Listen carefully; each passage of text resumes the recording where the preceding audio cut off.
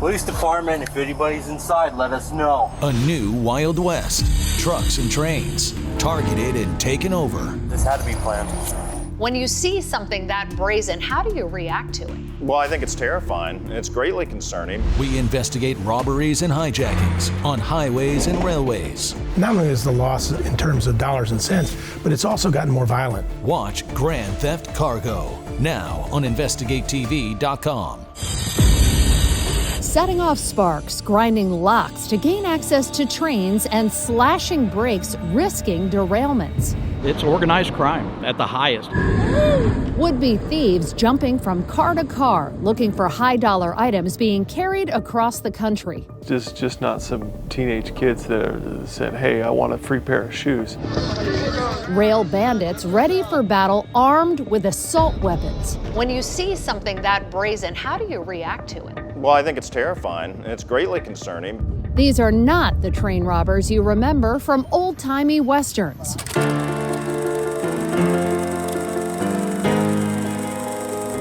These are sophisticated, high-stakes cargo thefts disrupting rail and putting lives at risk. We have had someone die trying to rob these trains. This is a dangerous business. An illegal enterprise that experts say is accelerating, with a 40% jump in cargo theft in 2024 alone. It is an economic issue. It is a supply chain issue, but this is a human issue too. And it's not just a problem for rail. Organized multinational crime rings are also targeting commercial trucking. We're seeing a $35 billion hit to just our industry every year. It's a huge loss for the powerful industries that transport the products we need, with FBI data showing cars, electronics, and clothing are the biggest targets. But in the end, it's also costing you when things are stolen in these bold and dangerous heists. Experts say consumers end up paying more and will until it's stopped. It's going to reflect on the prices, and hopefully bring pricing down by going after the bad guys. Bad guys, we found, are breaking into precious cargo on highways and rail lines from coast to coast. Police department, if anybody's inside, let us know. Our national investigative team filed records requests across the country, obtaining police body camera footage, photographs, incident reports, and court files from cargo thefts involving trucks and trains. Well, they took almost everything. Yeah. We discovered police footage that shows thieves snagged thousands of dollars in Beats earbuds from this truck hijacked from an Arizona truck stop. Pictures that detail a ransacked tractor trailer in Colorado, picked clean of more than $1 million worth of Nintendo gaming consoles. Court records that outline a cargo theft spree across Georgia and Virginia, netting robbers nearly $2 million in copper and electronics.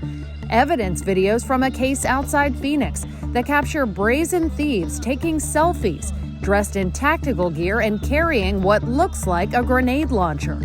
And one incident report that details shots fired near a conductor in a Memphis rail yard as boxcars full of Nikes were broken into. Another burglary in that city captured on surveillance cameras. Thieves stopping their efforts just long enough to punch a defending truck driver right in the face. I think that our industry has been shy about talking about cargo theft because nobody wants to know that their cargo, their freight, their truck got hit. And I think we're seeing it spread so rapidly. Chris Spear, president and CEO of the American Trucking Associations, says he can't afford to be silent anymore. Neither can his main competition in transportation, Ian Jeffries, who leads the Association of American Railroads. Historically, we may have worked in parallel, but not necessarily arm in arm. And we've taken a new tack this time around that we are locked at the elbow and working and rowing in one direction in one boat. Moving together to try and crack down on a crime that experts tell us is often handled as either an insurance claim or a one-off criminal case at the local or state level. Our team did find dozens of cargo theft cases prosecuted by the feds, though, including a New York enterprise taken down after the theft of hundreds of thousands of dollars worth of imported beer from rail cars. A truck heist in Florida that nabbed 19,000 pounds of pricey perfume. and a massive ring that followed trucks in Indiana, Kentucky, and Ohio to steal everything from virtual reality headsets to Victoria's Secret merchandise. Those were massive multi-state operations. Many cases may not seem so grand, but it could be no one's putting together the pieces at a higher level. Because as we discovered, there's a massive hole in the net for catching cargo thieves.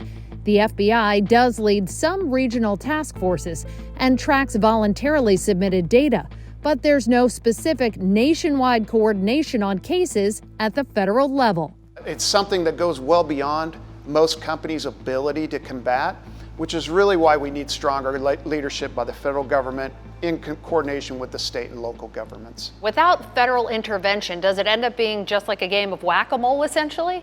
It feels like it right now. I think a lack of coordinated, consistent, and centralized data is absolutely contributing to identifying what is a much larger issue across the entire supply chain, but also inhibiting our ability to identify what are truly those hotspot areas in ways that we can target with the biggest return on investment.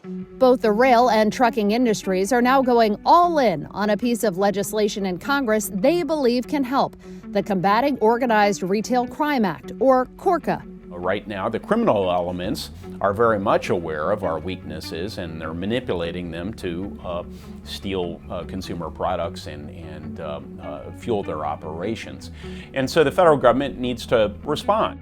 So far, both the Senate and House are responding with bipartisan support for the plan that would create a national coordination center within Homeland Security to deal with cargo theft. It has to be one of those things where you attack it as a whole versus going at it in a piecemeal fashion. Representative Dave Joyce, a former prosecutor, sponsors the House bill. He says that proposed coordination center would share information between industry and law enforcement at every level, track trends, and provide new tools to investigate and prosecute cargo theft cases. When you see it in community by community, you realize that this is a tidal wave that's going to hit the country because we're not looking at all the things that are bubbling up to create the wave. But while there's widespread support from major stakeholders across the board, CORCA has been left behind before. Similar bills have failed in recent years despite cargo thefts tied to drug cartels and human trafficking, as well as the dangers posed to transportation workers and the impact on consumers whose products get fenced on their way to legitimate retailers. If this legislation is not successful, what sort of message does it send to the criminals who were engaged in this type of crime? Katie, bar the door. I mean, seriously, I think there is absolutely no resistance that our trucks are for the picking, so is rail. Vulnerable to cargo thieves who see a clear path straight to the bank.